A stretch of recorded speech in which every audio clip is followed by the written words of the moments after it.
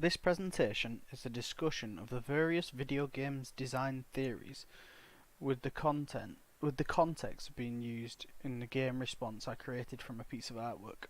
The artwork on the right is the piece of art I responded to in order to create the game. Here are some various things I will be talking about during the presentation.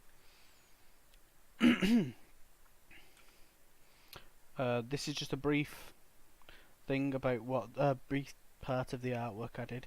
The artist was Toyonobu Utagawa, created in 1883. The artist was very famous for the colour block print technique, which he created a school for in 1842. And the art shows a ninja attacking a man in the Edo period in Japan. This is for my game, I created an 8-directional top-down game in which the player, which is a ninja, must eliminate all the enemies in each of the room in order to progress onto the next level. This will in turn allow the ninja to escape the building.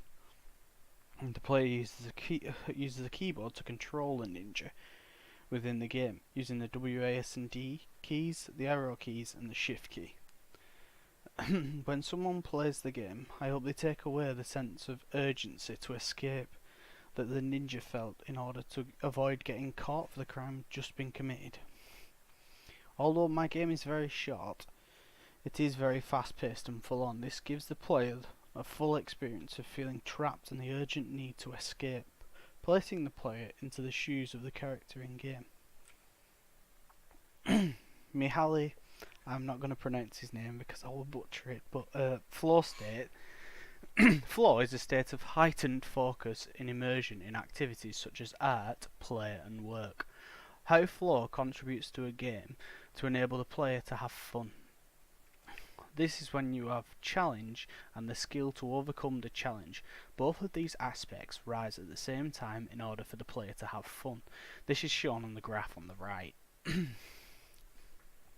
This fits into my game, as the player can decide the amount of challenge faced by pulling as many enemies as they wish to defeat at any one time.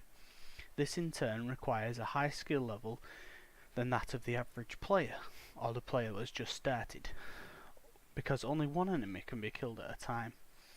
However, some aspects of flow don't fit into my game, as I gave the option to the player to go stealth. This will in turn drop all aggression from the enemies and allow the player to take a step back and kill the enemies at their leisure from ranged. This negates the flow system talked about by Mihaly. Raf Costa. Play is the highest form of research, Albert Einstein. The talk is about play, which is a form of learning.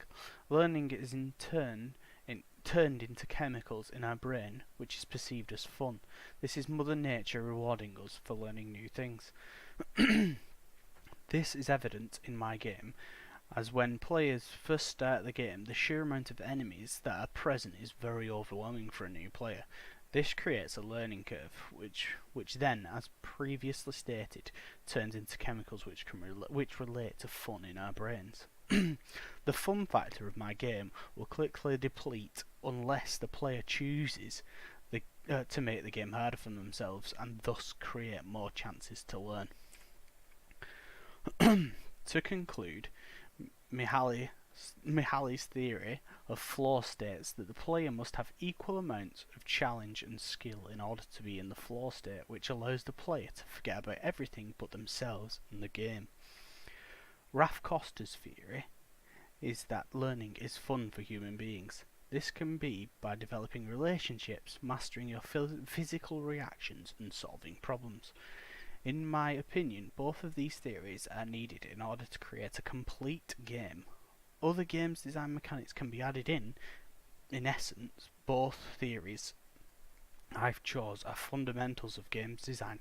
Without either of these in a game, it feels like it's lacking something and is incomplete. That's personal, what I feel.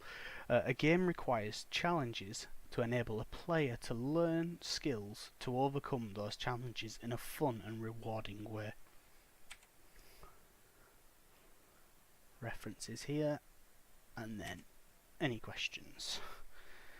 Thank you.